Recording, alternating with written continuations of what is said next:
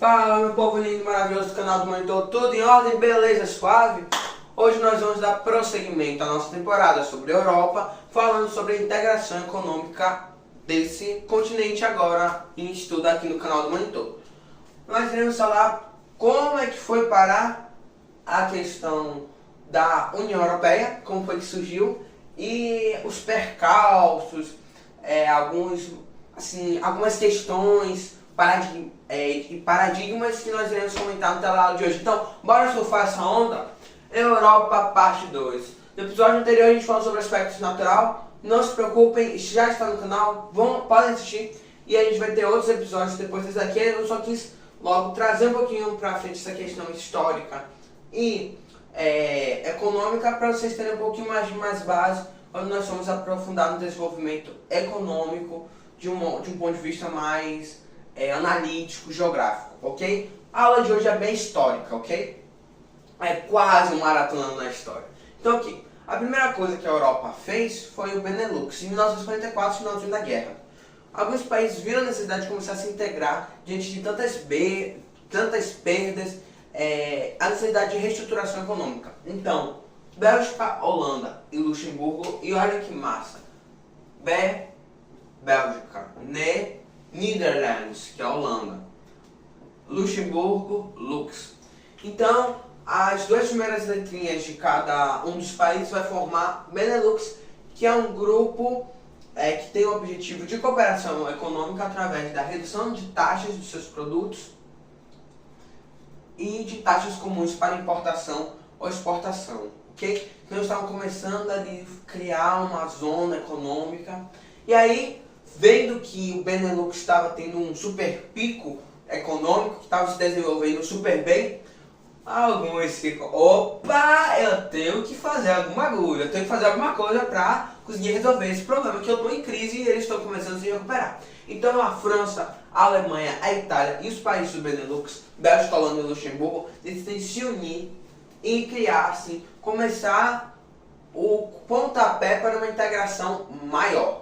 Porque tudo isso primeiro foi idealizado no plano de Schuman, que ele foi oficializado, todo mundo começou a saber que existia esse plano em 1950, mas em 1951 ele dá o seu primeiro grande passo, que é a criação do SECA a partir do Tratado de Paris, que é a Comunidade Europeia do Carvão e do Aço, que depois também vai integrar a Autoridade Internacional para o Ruhr. Por isso, se vocês assistiram ao episódio anterior, vão entender como o Ruhr é importante para estar na SECA, porque é a maior bacia hidrográfica da Europa, a maior na questão de reservas minerais, é a maior reserva de carvão que nós temos, de hidrocarbonetos, que nós temos na Europa.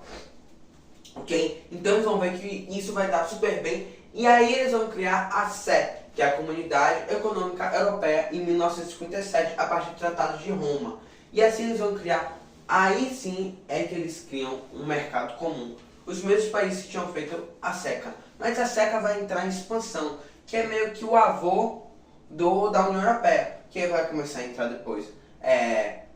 Portugal, Espanha, Inglaterra, então vários outros países, de 6 vai pular para 11, depois vai pular para 15, 27, então ele vai começar a expandir até mesmo países da antiga União Europeia, da antiga União Soviética, vão começar a entrar na CE e no Tratado e na União Europeia a partir do Tratado de Maastricht. O Tratado de Maastricht tinha o objetivo de reforçar os vínculos econômicos já existentes no Tratado de Roma, ok?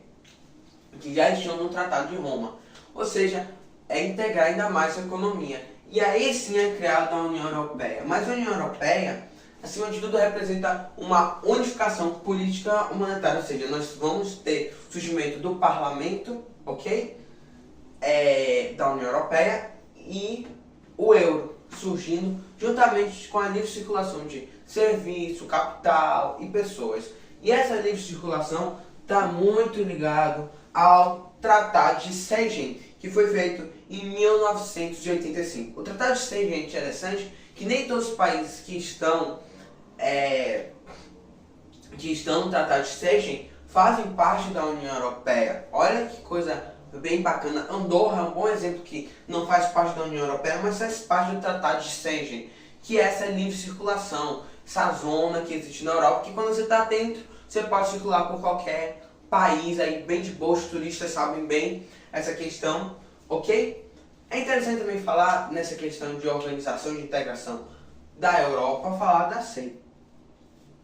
A CEI é a Comunidade dos Estados Independentes, dos Países Independentes, que foi criada em 1921, logo depois do desmantelamento do fim da desintegração da União Europeia, da União Soviética.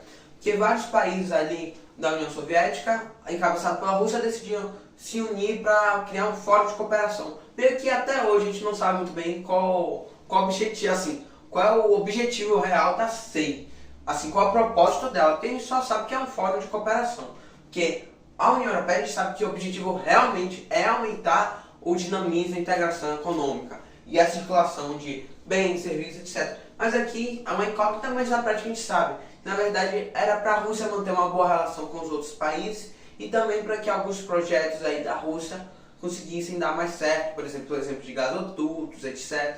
Então, o CEI surgiu nesse mesmo período aí para integrar os países ex da antiga União Soviética. Alguns passaram a fazer parte. Tranquilo? Mas deu BO. Tanta integração deu BO, que é a crise da zona do euro. O que aconteceu? Alguns países estavam tendo um gigantesco endividamento público. São os PIGs. PIGs não são porcos, até mesmo que se fosse em inglês não teria esse I a mais. PIGs é a primeira letra de cada um desses países que vão ser esse foco do problema.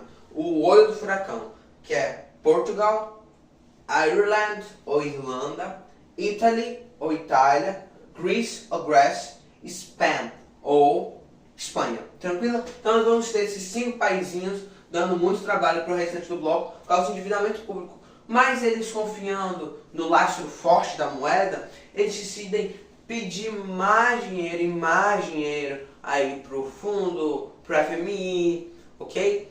Que é o Fundo Monetário Internacional, mas sabendo que eles não teriam assim recursos públicos, ou seja, impostos, etc., para conseguir bancar isso. Então eles estavam pedindo dinheiro sem poder, empréstimo sem jamais poder pagar. Então nós vamos ter esse medo de ter um calote e daí a moeda do euro despencar. E daí todos os países ficam nesse medo, sem saber o que vai acontecer, com medo de que haja um calote desses países, e aí vai ter um controle rígido dos órgãos internacionais, da União Europeia, para realmente ver como é que esses países vão resolver esse problema.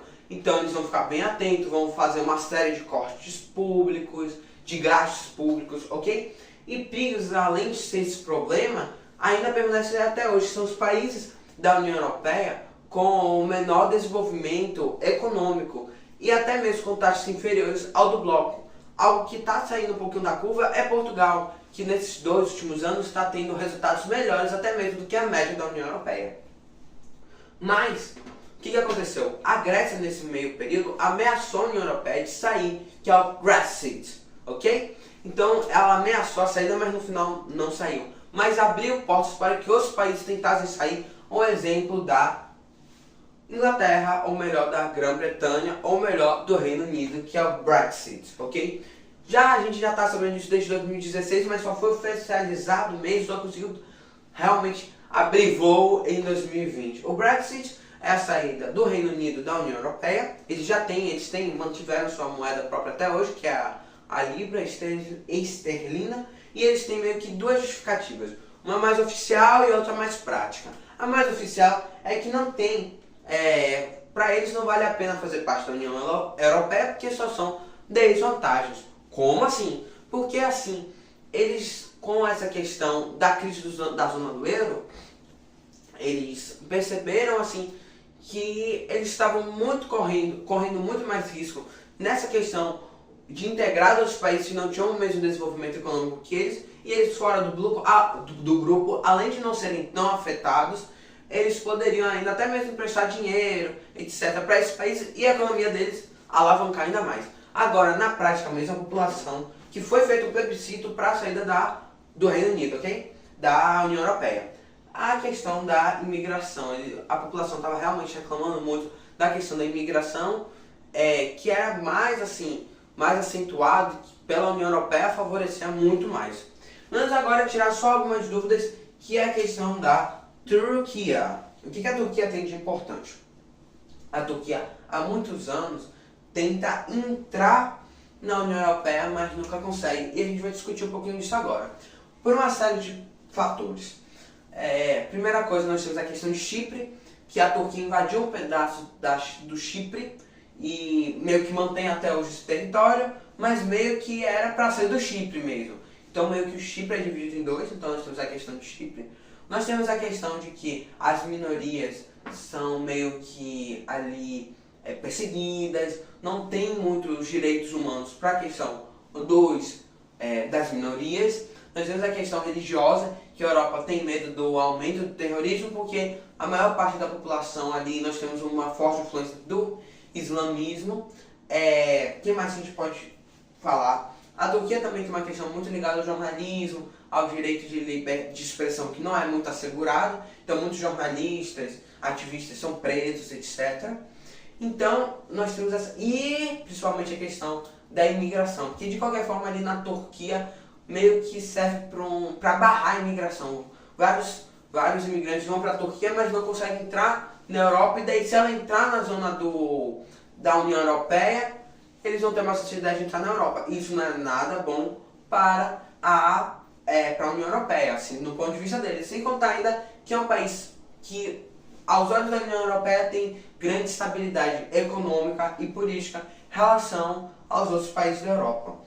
Mas a questão que não quer calar, a real discussão, é se vale mesmo a pena a integração ou não. E a gente viu que saindo da Segunda Guerra Mundial até meados final do século XX, a gente viu que foi super bom, importante. A Europa, pipocou na questão econômica, lá no topo, o euro também, essa união política, monetária. Mas hoje, no mundo tão globalizado, onde as conexões são tão rápidas, e se países assim, sem nem tanta ligação, uma crise já afeta o outro, como por exemplo a crise de 1929, depois a crise de 2008 nos Estados Unidos, afetou o mundo inteiro, em outros lugares mais ou menos. Será que vale realmente a pena essa integração toda? Então essa dúvida que a gente deixa aqui no canal do Monitor, que você tem que responder até chegar à sua provinha.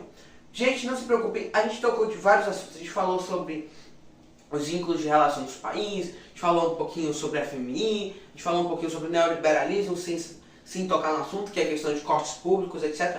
Mas não se preocupe, que logo em breve, quando a temporada da Europa acabar, a gente vai voltar a esses assuntos, que é a geografia na questão econômica básica, ok? Então, gente, se vocês gostaram da tela de hoje, deixe seu like, se inscreva no canal, compartilha e aperte no sininho. Gente, um grande abraço e até a próxima teleaula.